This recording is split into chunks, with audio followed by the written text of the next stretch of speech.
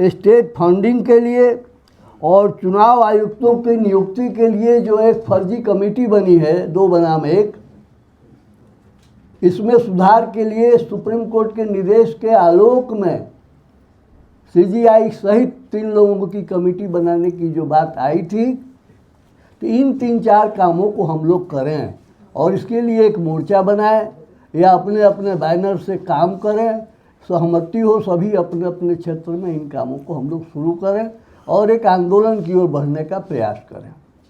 धन्यवाद। मैं कभी आ रहा ये एक बात क्योंकि बाद में भूल जाऊंगा, तो ऐसा लगता है कि जितने सुझाव आ रहे हैं उससे एक तो ये निष्कर्ष निकल रहा है कि कम से कम 2-3-4 स्तरों पे काम करना है, एक स्तर पे नहीं, क्योंकि ऐसा बहुत बड़ा तबका है जिसको संविधान के बारे में कुछ पता नहीं है, रोजमर्रा की जिंदगी में उसे अपनी रोजी रोटी कमानी है, उसे नहीं पता कि लोकतंत्र कभी था या नहीं, उसे उससे सबसे एक बहुत बड़ा उसे कोई मतलब नहीं है। अगर उसे सुरक्षित जीवन, आवास, थोड़ा पैसा, थोड़ी जीविका मिल जाए तो उसे सिविल लिबर्टीज, ये लिबर्टीज उन्हें कभी उसके लिए थी न है, और ये कोई साधारण बच्चा नहीं है। तो उनके बीच जाकर उनके सवालों को भी उसी तरह से एड्रेस करना होगा जो सवाल अभी हम यहाँ एड्रेस कर रहे हैं।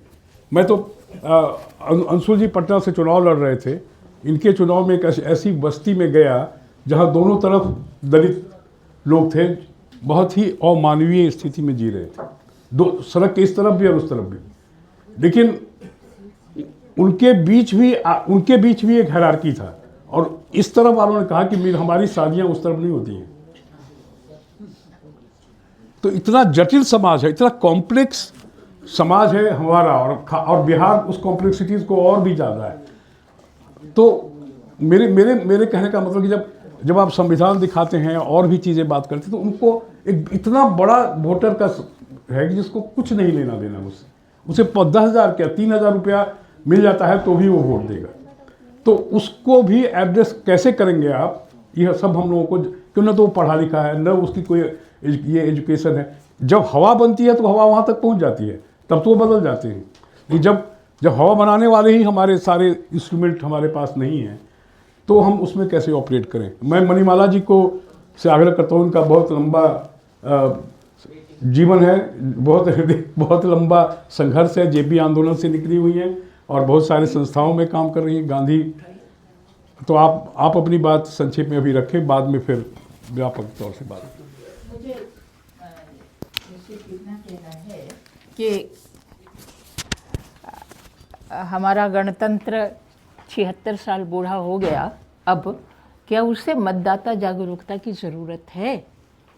मुझे लगता है कि मतदाता तो जागरूक है और वो जागरूक होकर के इनके साथ खड़ा है, क्योंकि उसकी जागरूकता जुड़ी हुई है उसकी गरीबी बेरोज़गारी से। ऐसा नहीं कि ये गरीबी और बेरोज़गारी दूर करने जा रहे हैं, लेकिन गरीबी और बेरोज़गारी ने उन्हें इतना मजबूर बना दिया है, इतना नाउम्मीद कर दिया है कि उनके लिए 1,000 रुपया बहुत बड़ी चीज़ हो जाती है।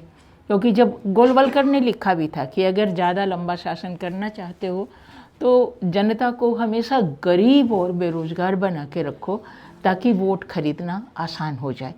तो हमें जब तक हम गरीबी और बेरोज़गारी के मोर्चे पे भी उसी शिद्दत के साथ नहीं लड़ेंगे, तो हम मतदाता के अधिकार, मतदाता जागरूक है, उसको अधिकार चाहिए, उसका वोट न बिके, उसका वोट न ख़त्म हो जाए, हमें उस मोर्चे पे लड़ाई लड़नी है। आज की मुझे बड़ी चुनौती ये लगती है। मैं बस इतना ही कहना चाहती हूँ।